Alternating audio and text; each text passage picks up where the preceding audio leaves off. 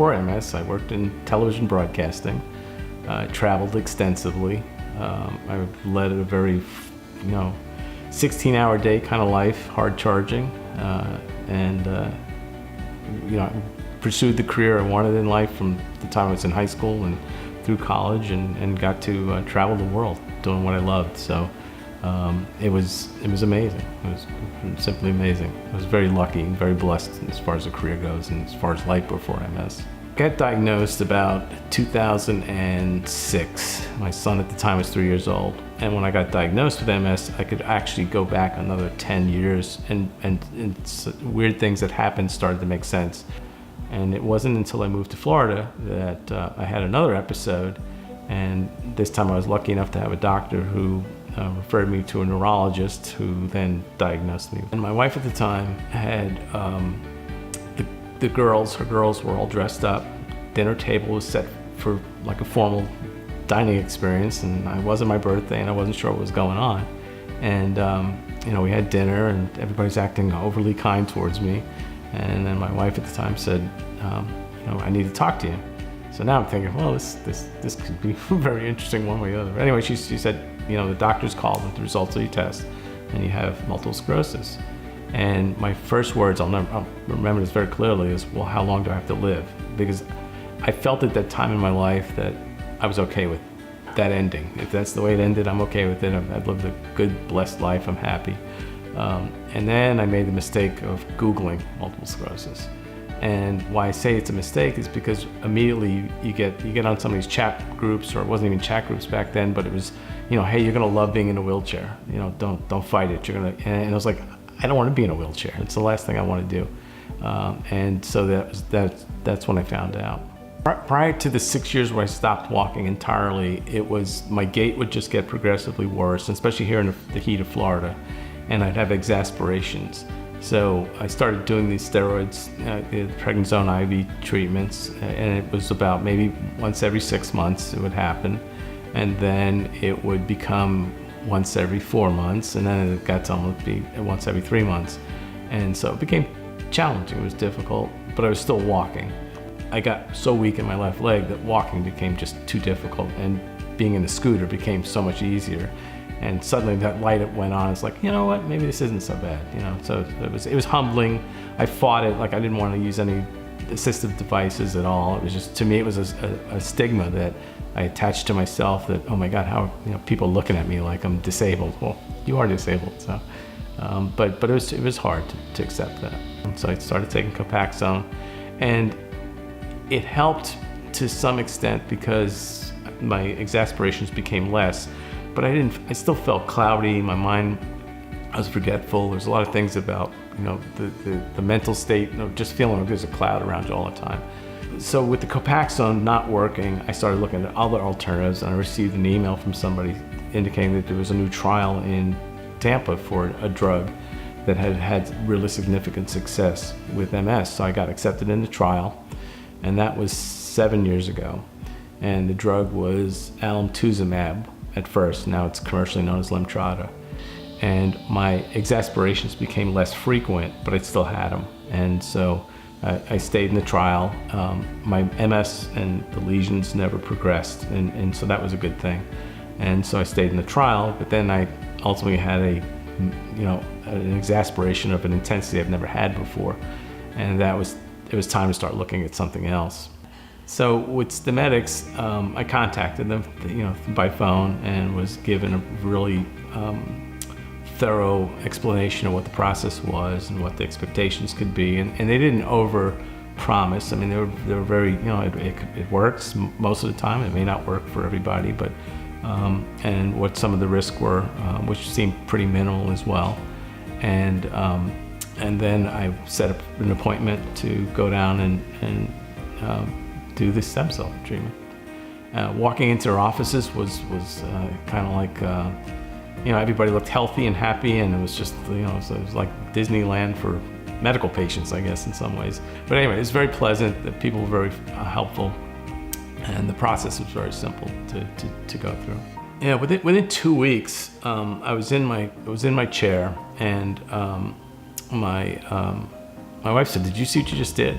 And I go, whoa, you just moved your left leg. And I go, no, I didn't. And she goes, yes, you did. You just lifted up the left leg. And I was able to suddenly move this leg in a way that I hadn't been able to do in 6 years. And it was strange. So, and then over time, sort of what I decided to do was get proactive about it. I said, you know what, if I can do this, I can start to walk again. So I signed up for physical therapy and started physical therapy within about 2 months after treatment. And then the results, or the healing, or the feeling better, continued to get greater over a 6-month period. And I'd say pretty much within the 6th to 7th month period was sort of the epigee of feeling great and just feeling normal again, just totally feeling normal again. It's the hardest thing to explain to people, and people with any ailment can tell you that there are things that happen within your body and your mind that are just hard to explain or for other people to be referenced to. But the best way I can describe it is if you're sitting in a boat in a lake full of fog, and then suddenly like that, the fog lifts. That's what it was like for me. It's like I lost pain, I regained sensitivity, the ability to feel things. If I was standing on carpet prior to Stemedix, I couldn't tell the difference if it was carpet or hardwood floor. Post Stemedix, 6 or 7 months later, I could tell you the difference between the floor, the surface, the temperature of the surface. So just regaining all the sensitivities in my extremities was just off the charts great. Prior to Stemedix with MS, I could easily spend 8 to 10 hours a day in bed in the daytime, and I was never that kind of person. I was always going.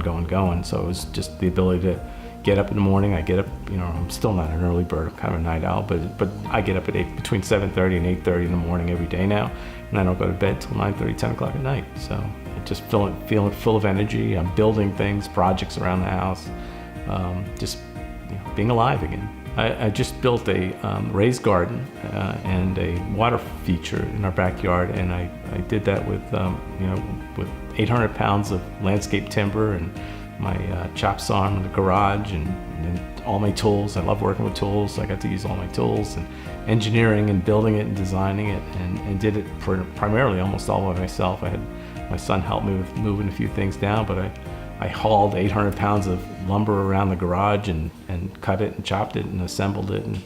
And it feels great to just be participating in the household again and contributing in ways other than this happy smile. What's another thing? I mean, work-wise, I've been able to re-engage or even feel the desire to re-engage and be productive again on a work basis. So I've taken up aerial photography and kind of re-energized my web design business and just again feel alive and ready to make things happen. My son is glad to see me stand up with the walker, and his first comments to me was, "Wow, you are." My son's pretty tall. He's 16, but he's tall like Dad, but not as tall as Dad. And I got a chance to remind him of that, standing up. And for my wife, I think it's been a relief that she can travel, and she's been able to expand her career and her goals because she doesn't have to be a caregiver. Basically, she's no longer has to be a caregiver. And I think that makes her feel great too. And our ability to travel together has been great. So I think she enjoys that too. The risks are minimal, and that for me, it's been life-changing, if not, just shy of a cure. I have a measurable reference point because of the study I was in with Lemtrada. With the USF, I still go back every 6 months and I get a full MRI done. I get a full neurological workup. The greatest thing that happened from that perspective is about 4 months after I did the stem cell treatment, I went to USF for one of these 6-month checkups, and the doctor there, I moved my leg, and there's an exercise where you hold the leg up and he tries to push it down, and with my left leg, it didn't. You could do it with your finger, with a feather, and I was able to not only hold it up but resist. And his exact quote was, "Wow." And then we proceeded with the rest of the exam, and they have the extended disability scoring, which for me was in the past was in around the 5 mark, and the lower the number the better, and I scored a 2, which is just unheard of. And then part of that is also walking 60 feet with a walker, which I wasn't able to do in prior attempts, and this time I was able to go back and forth and back and forth. Here's the thing, I don't take any disease-modifying drugs today. I don't take any painkillers today. I don't take Advil. I don't have to, I take vitamins, and that's it. And that alone is so worth it. Because of Stemedix, I'm looking forward to re-engaging in life and to move forward with my goals, both career and personal, and travel and life, and just live life to the fullest again.